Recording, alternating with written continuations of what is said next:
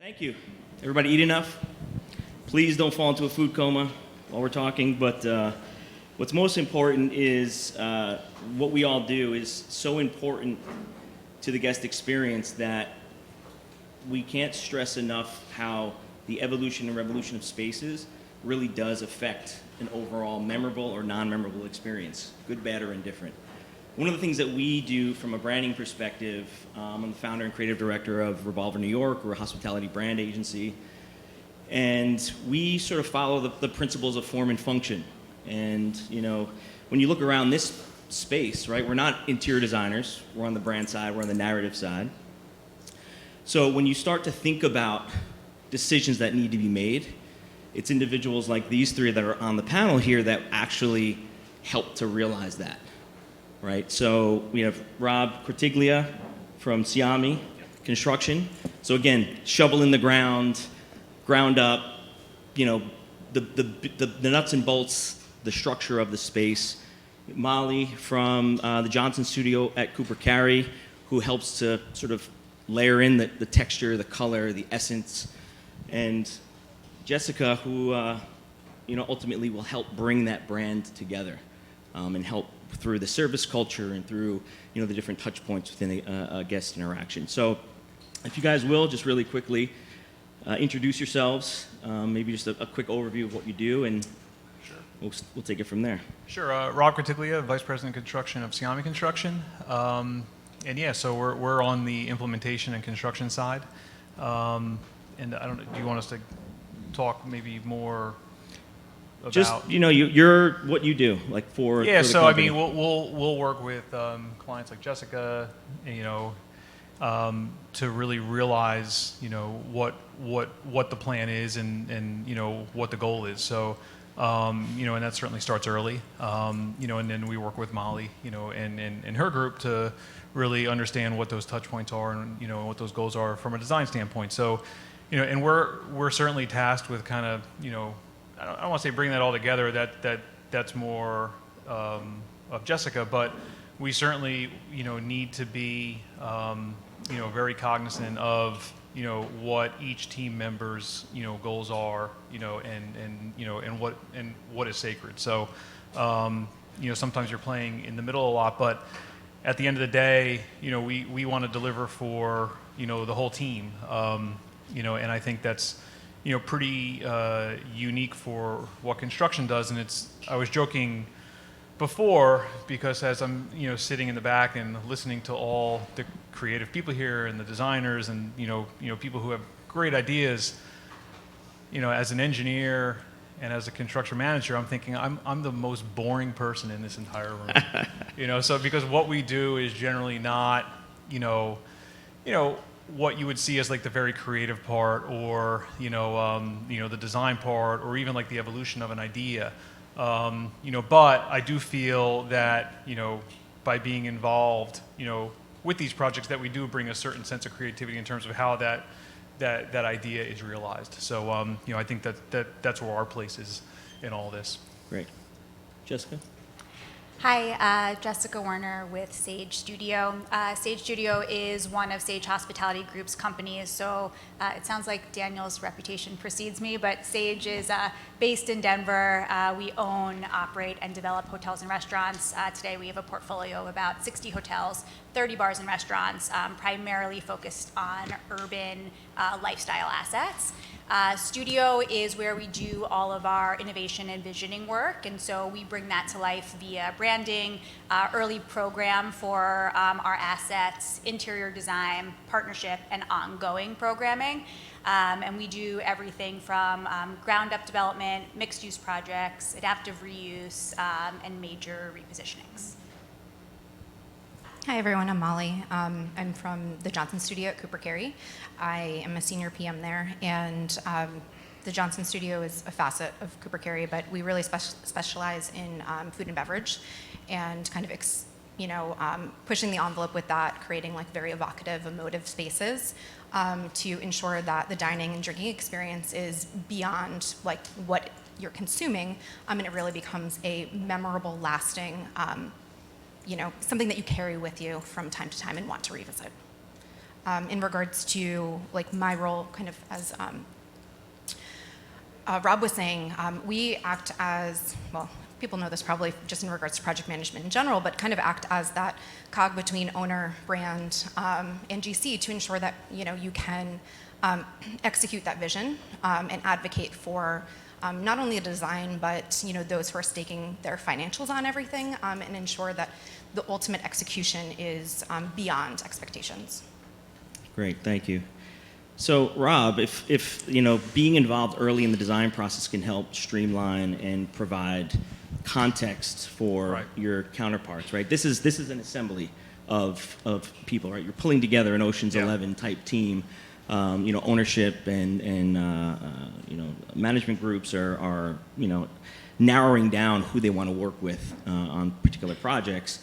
And I mean, from our perspective, we come in at different stages. Sure. But the most important part is to get a better understanding of what type of construction. Is it a mixed reuse? Is it new ground up? Is it a glossy Times Square hotel versus Stone Barns, Blue Hill type scenario? So how important is that? Yeah, I mean, it's massively important, and I think that sometimes the mistake is made of getting a construction guy on board late, or a construction firm on late. Some of the most successful projects that I've been involved with, we were involved very, very early because we start to understand the brand. And we talk about brand a lot. Certainly in the ILC conference, I think this is my third.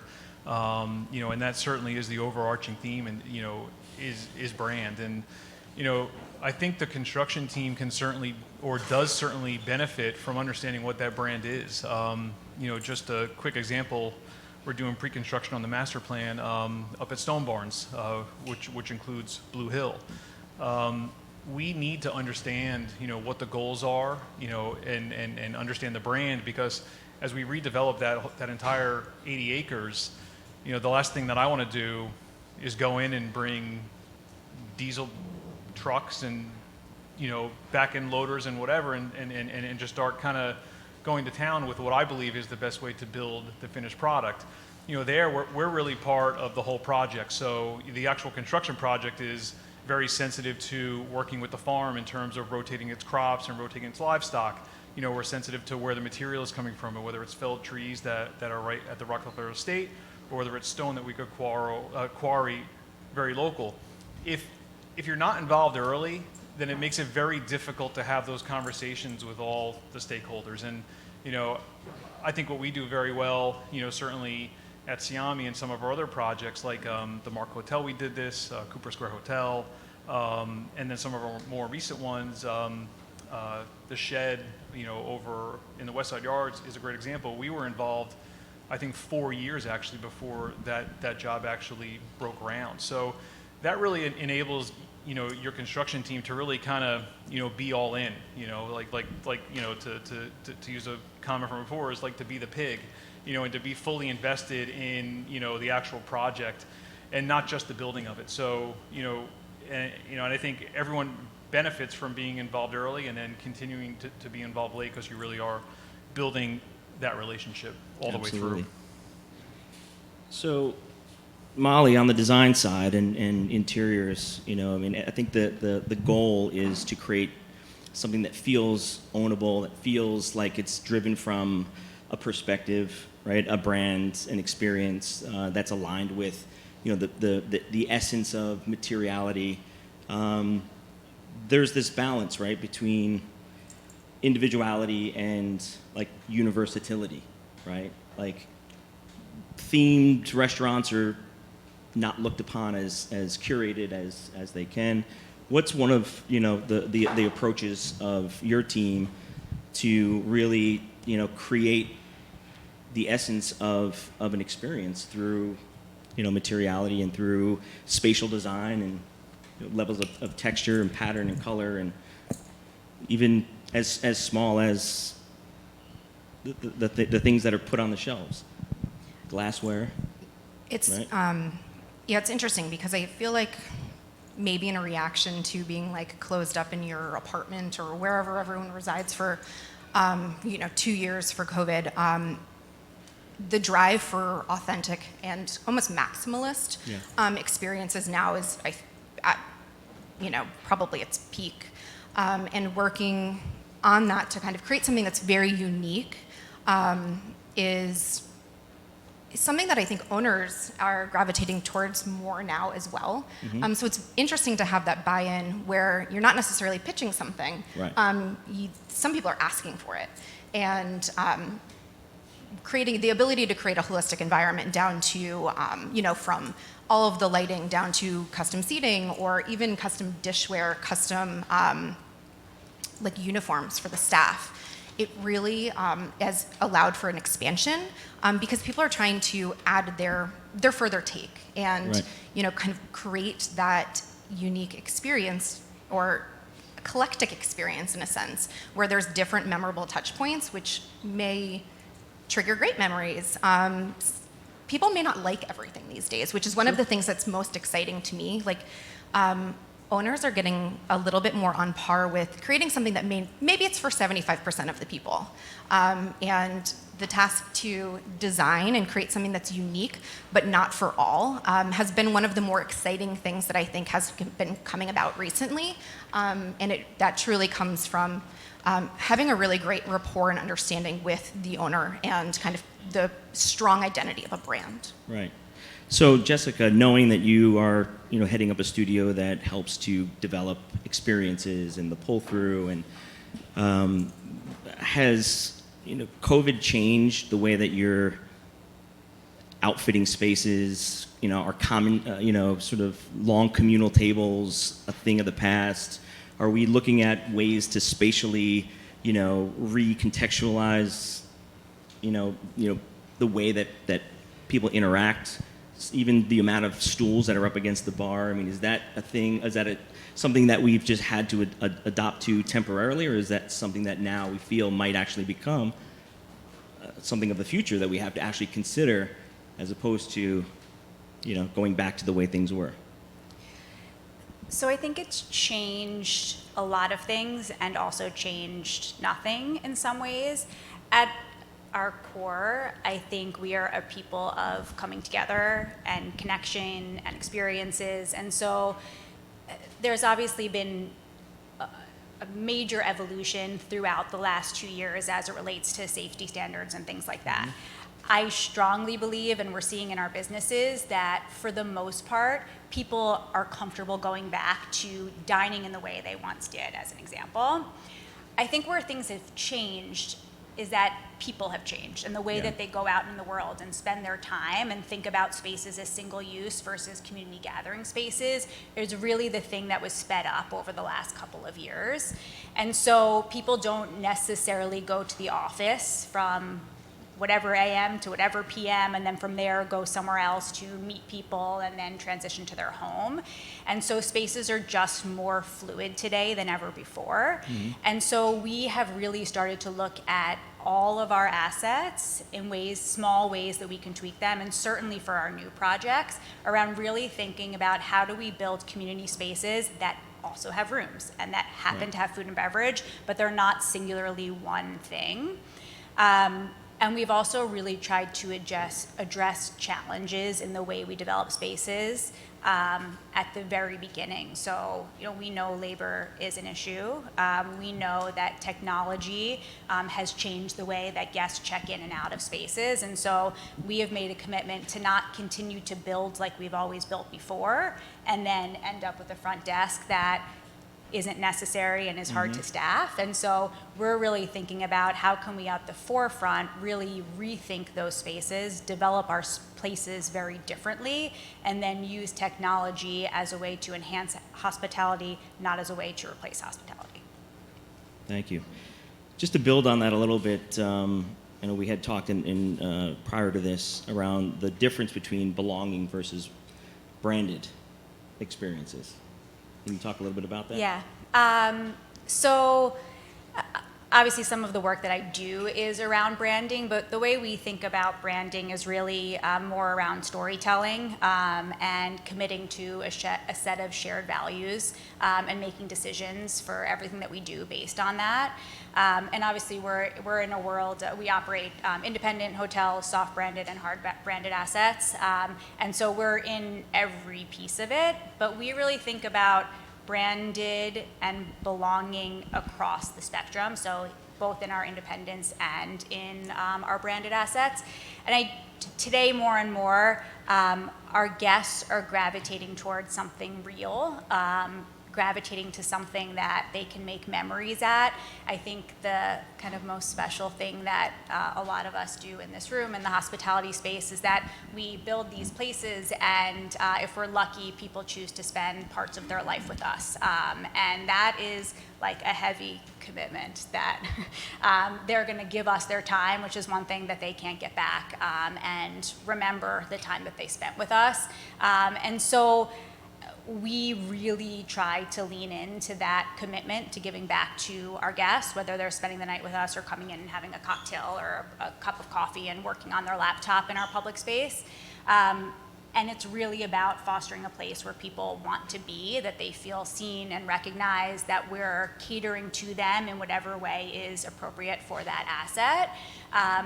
You know, there are so many brands out there, all wonderful. But I think if you stop most people on the street and ask them between X, Y, Z, many don't necessarily know the difference. It doesn't matter in that way. What matters is at one of those branded assets or at one of their independent assets that there was a moment of differentiation, there was a moment of bringing people together and physical space that is transformational to the way that they're living their days. And that's the part that we want to think more and more about. And I think the industry is going to continue to move in that way around creating belonging and focusing a little less on, well, what brand is it and what does that mean and what system is it part of? Great. No, we appreciate that insight. And I think, you know, hotels are, you know, becoming more and more dialed in from a service culture perspective, from design to execution to the decisions that are made. You know, the evolution and the revolution. I mean, this topic opens up a wide spectrum of debate, right? Is the Tesla diner, you know, now something of the future that we need to look at as far as how things are built, right? So are we going to now have, you know, the Jetsons model of being able to pull into a drive-in, watch a movie while your car is being charged, and, you know, order a burger and have, you know, a night out? And is that going to be what the future of restaurants are going to be? Or, you know, is the way that, you know, we're doing, you know, sort of touchless check-in, is that something of, you know, of the future that's going to be embraced even more? And, you know, even just the flow of the way that people use common spaces, I mean, intimate spaces, sense of arrival, all of these things are looked at, right? I mean, they're going to need to be contextualized or agreed upon as an industry to make sure that we're all in alignment. You know, let's not fix what's, you know, not broken, and actually like lean into the fact that like people want to become, you know, engaged with the spaces that they're in, you know. You know, I know from a developer's perspective, you know, square footage is a huge discussion, right? It's like the more beds you can get into a square box, the more revenue. But is that, you know, creating a memory that is not something that feels good? So your spatial design, from a guest perspective, is not quite, you know, meeting the mark. There's a lot of hype, there's a lot of marketing, there's a lot of essence around who's working on it, but is that something that has come up even from a construction perspective, that, you know, are there mandates around room size? Yeah, I mean, from a planning perspective, there's certainly mandates with. You might go. Yeah, from a planning perspective, and you know, I think you could probably talk better about this. There's certainly, you know, mass density of people, and you know, whether that's residential, whether that's you know, hotels, whether that's restaurants. And I'm not sure if that is going to change, you know, but, you know, as what you were saying before too, in terms of touch points, like those are the things that we really, from a construction standpoint, that we would really focus on, is those touch points. You know, like how do you feel in a room? You know, like how does the carpet feel on your feet? You know, is that a woven carpet? You know, so all those things in terms of quality, you know, we're also in tune to. Is the shower stone, or is it tile, or is it, you know, stone tile? You know, so there's all these things that we can help with in terms of, you know, helping, you know, people like Jessica and Molly to make those decisions, you know, to say, hey, listen, like, you know, how do you want it to feel? You know, like how much adjustability do you want to give your user, right? So that from a construction standpoint, that's all, that's where we can help, is how it feels for the user. In terms of spatial for how it feels for the user, that's probably more of your expertise in terms of, does X amount of square feet per person, how does that feel? Does that feel cramped? Does it feel spacious? Does it feel cavernous? And I think that's difficult, from a design standpoint to kind of, trigger into what that is feeling like. Yeah. And I'm sure you guys, have studies too to say, well, this is this dense and this is this dense, and what are people thinking? Does it? Because sometimes, too much space feels like too much space. Yeah. So sometimes having this massive, embarrassment of riches in terms of space, sometimes also that's not good. So, I think that's just yet another touch point that we all try and figure out what the right mix is. Yeah, I think it's, to add to that, I totally agree. And I think it's not necessarily this specific size of like a key as an example, that is the perfect size room to achieve like all of the functions you need in a room. I think it's really about how thoughtful you are with that space. And, we're really trying to think about like, how do we champion downsizing when it comes to micro living and room keys and things like that. And if we're thoughtful about that approach, that it is more expensive to build right now, especially when we're doing it in urban cores, and it is going to be less expensive to build a key at 250 square feet a room than it will be at 400 square feet a room. And so how do we make them thoughtful and special? And how do we try to solve problems through the design, be really future thinking about what our guest needs? We developed a lifestyle extended stay independent asset in the Arts District in Denver. And what we were trying to solve for was the fact that there's not a lot of extended stay being developed in urban cores, mostly because of the need for a bay and a half. And so we really tried to think through what is it that you need in a room and how do we get it into a smaller footprint. And so we developed, by adding 2 feet floor to floor, a 390 square foot key that has all of the functionality of a traditional extended stay room at like a third reduction in the square footage sizes. So I think it's about what you do with the size and not necessarily the size itself. Got it. And just to chime in on that as well, obviously the cost of build, the cost of furniture in general is just very difficult right now anyway. Designing for the evolution of space, but also the duality of function. So the removal of desk, but potentially adding like a chaise lounge at the end of the table, at the end of the bed, which can function as a desk with a seat table, or like a spot to sit and watch TV, a spot to throw all of your clothes if there's no closet even. And so it's actually enhancing or modifying, but in a way, hopefully enhancing some perspective of the room in itself and allowing for multifunction where you may have just had a desk that would not have been utilized previously.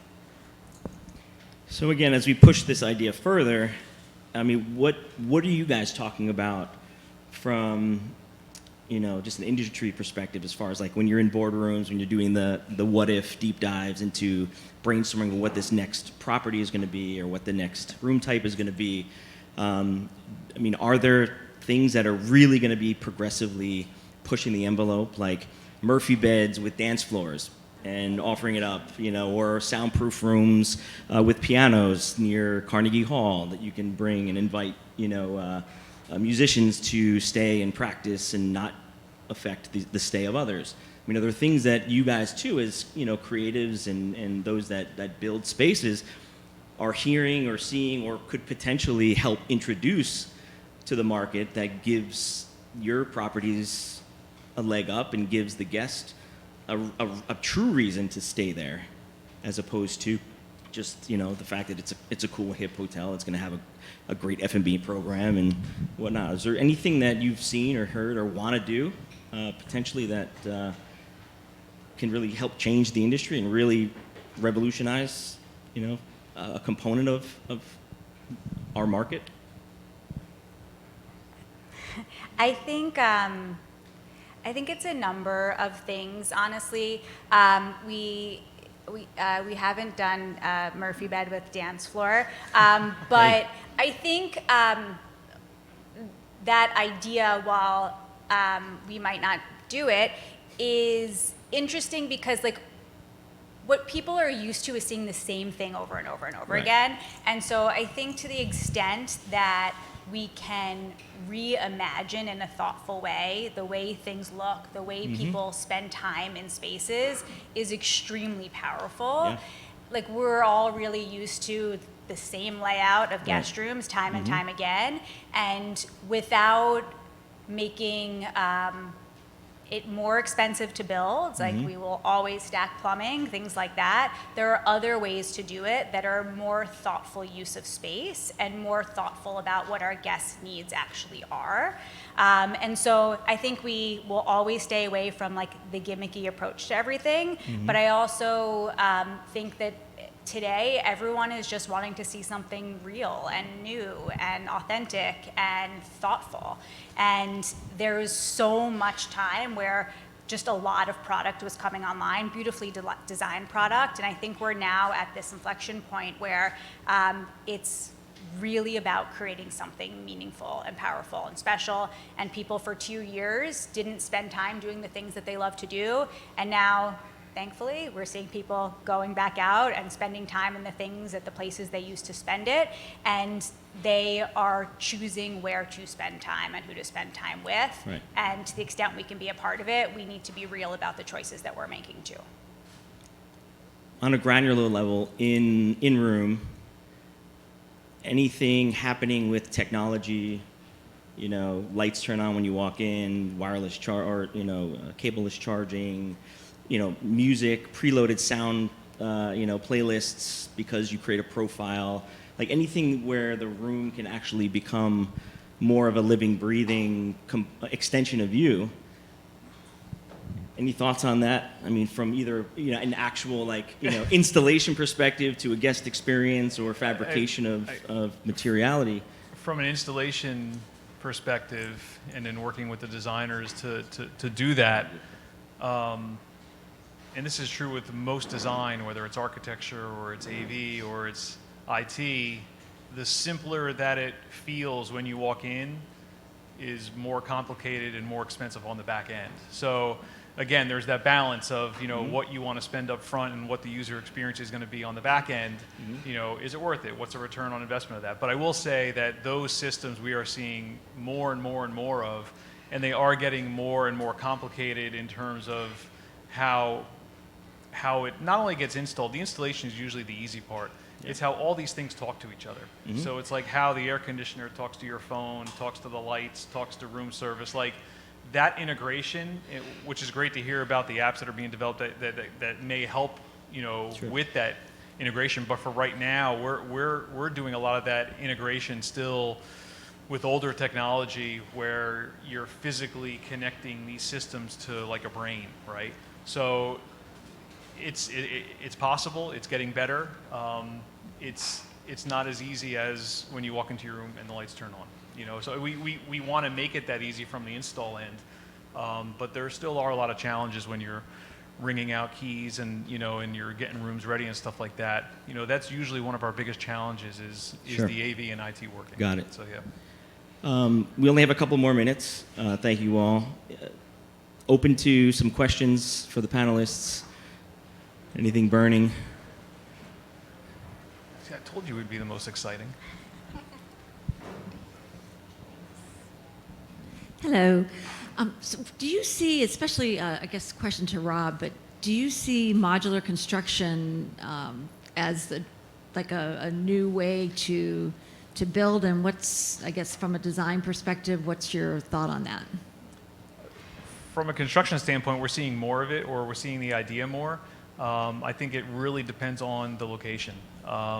You know, in New York City, you know, where we do most of our work, you know, at Sciame, you know, there's been a lot of challenges with that from a logistics standpoint.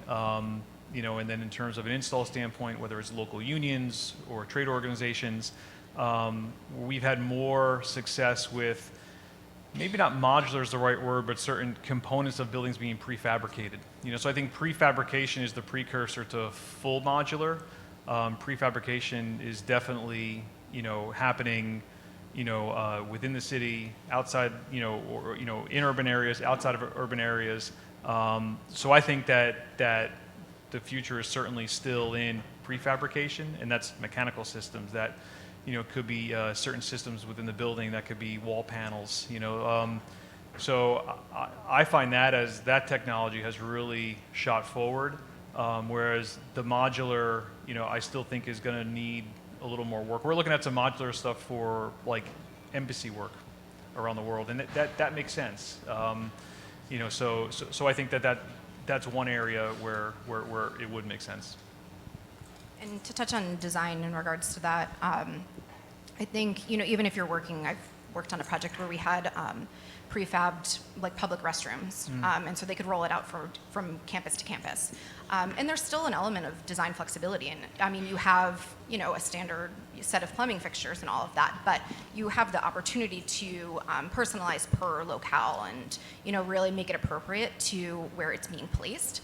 So I don't think they're mutually exclusive. That design needs to suffer because you're working with a prefab system. Oh, yeah. Absolutely.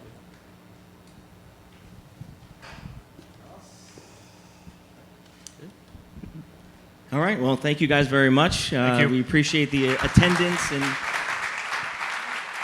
thank you.